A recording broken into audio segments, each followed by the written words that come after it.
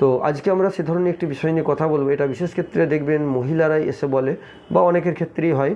সেটা কীরকম, যে আমি কোনো অপারেশন হয়েছি তারপর থেকে আমার শির দাঁড়ায় ব্যথা বা কোমরে ব্যথা, এটা কিন্তু আমার আর ভালো হচ্ছে না, আমার কোনো দিন থাকে না, অপারেশনের পরেই হলো, এবং এটা আমার সারা জীবন ধরে লেগে আছে। অর্থাৎ দেখা গেল মহিলারা বিশেষ ক্ষেত্রে সিজারিয়ানকে সয়ে থাকে।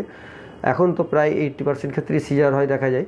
তো সেই সিজার মহিলা বলছেন যে আমার বাচ্চা হয়েছে আজ থেকে 30 বছর আগে, সেই যে সিজার হলো তারপর থেকেই আমার এই কোমরের এইখানে যন্ত্রণা, এটা কিন্তু আর ভালো হচ্ছে না।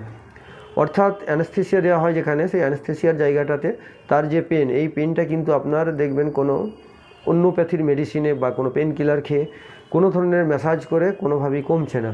আর এটা কিন্তু প্রায় সবাই বলে থাকে যে আমাদের এই অ্যানেস্থেসিয়ার জায়গাটাতে একটা পেন রয়ে যায়, সেটা সিজারিয়ার অপারেশনই হোক আর আপনার ধরুন অন্য যে কোনো ধরনের অপারেশনই হোক না কেন, সেক্ষেত্রে এই যে ইঞ্জেকশনটা দেওয়া হয় অ্যানেস্থেসিয়ার জন্য, সেইখানে এই কোমরের যে যন্ত্রণা সেখানে রয়েই যায়। আর এইটা হলে দেখবেন অনেকে অনেক মেডিসিন খান, যতদিন খান ততদিন ভালো, তারপরে আবার হয়, পুরোপুরি নির্মূল হয় না।